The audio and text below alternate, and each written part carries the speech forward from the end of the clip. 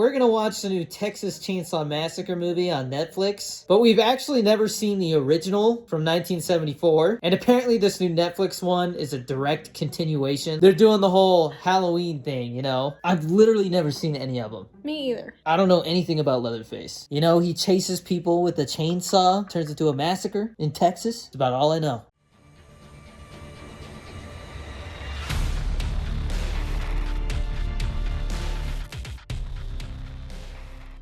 And we were watching this on Showtime for anybody that was wondering. Here we go, baby. Yeah, this guy kind of looks like James Franco.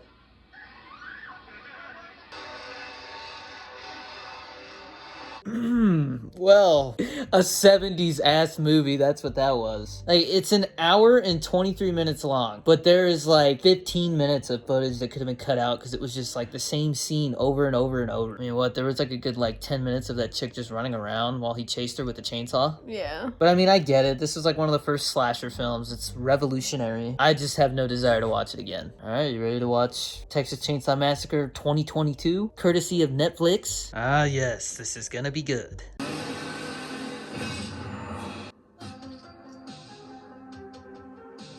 Well, it is 12:30 in the morning and we just finished Texas Chainsaw Massacre. What'd you think, babe? It was good. Probably one of the bloodiest movies I've seen in a while. It did not hold back. This truly felt like a massacre. Yeah. But I honestly liked it more than I thought I would. Yeah, same.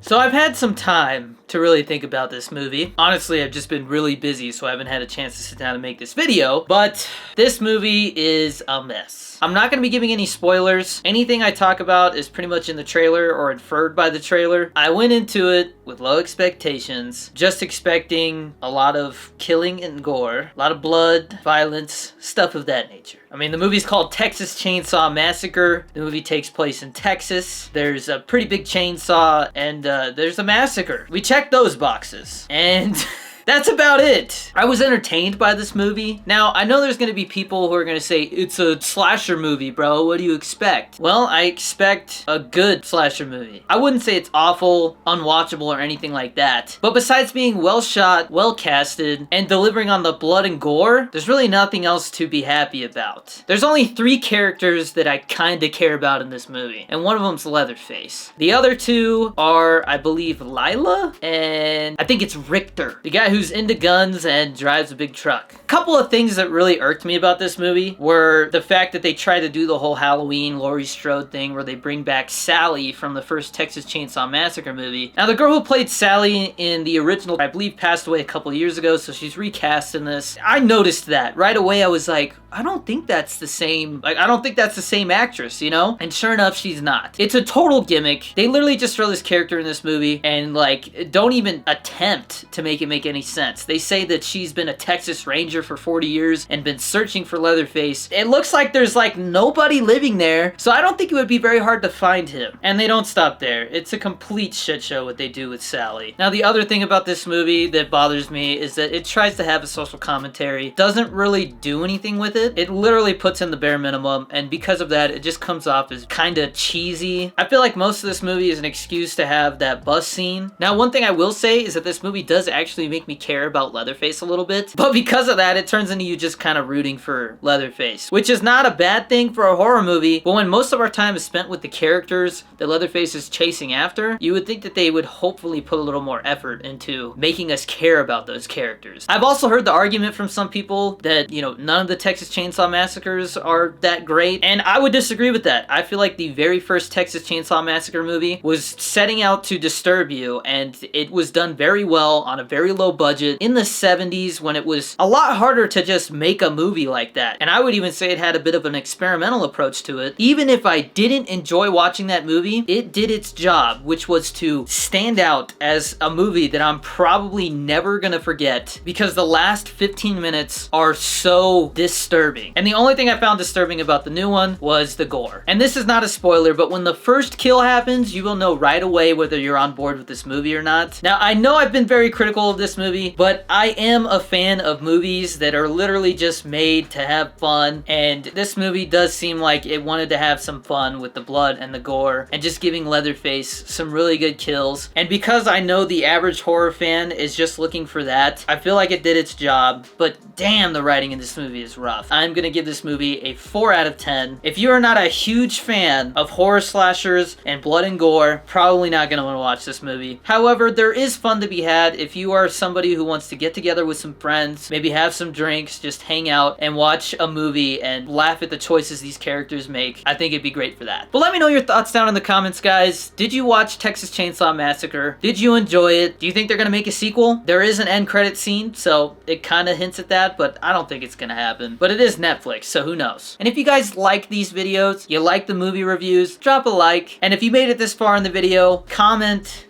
Mustang. If you comment the word Mustang, I know you watched the whole thing, and you're a cool person. And also, guys, these videos do take time to film and edit, so if you want to support the content, use GFUEL code DannyD. That'll save you 10 to 30% off at gfuel.com. You save money, it supports my content, it's a win-win. These orange vibe cans, whoo, some good stuff. Guys, that's gonna be it for this one. Thanks for watching. As always, stay safe, be nice to each other out there, and I'll see you in the next one.